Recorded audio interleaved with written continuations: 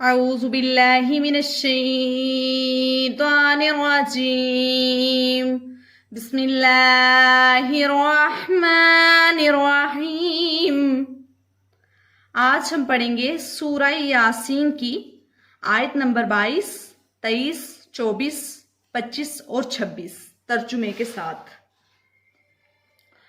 وَمَا لِيَ لَا أَعْبُدُ الَّذِي فَطَرَنِي وَإِلَيْهِ تُرْجَعُونَ۔ وَمَا لِيَ کیا ہے مجھ کو، لا اعبدو نہ بندگی کروں میں، الذی اس ذات کی، فطرنی جس نے پیدا کیا مجھ کو، وَإِلَيْهِ تُرْجَعُونَ اور اسی کی طرف واپس لوٹ کر جانا ہے۔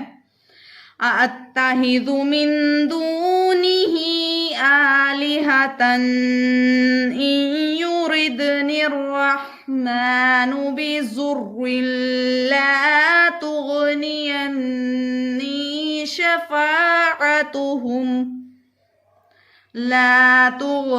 عَنِّي شَفَاعَتُهُمْ شَيْئًا وَلَا يُنقِذُونَ۔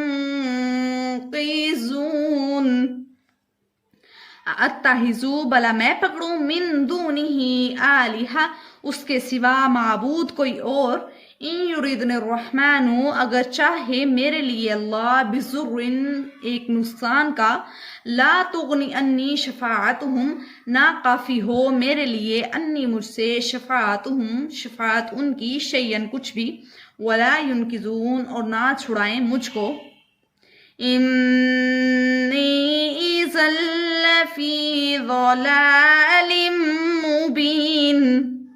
انی تحقیق میں، اذن اس وقت، لفی ضلال مبین ہو جاؤں بیس ظاہری گمراہی کے، انی آمنت بربکم تحقیق میں ایمان لایا، بربکم ساتھ اپنے پروردگار کے، فاسمعون پس سنو بات میری۔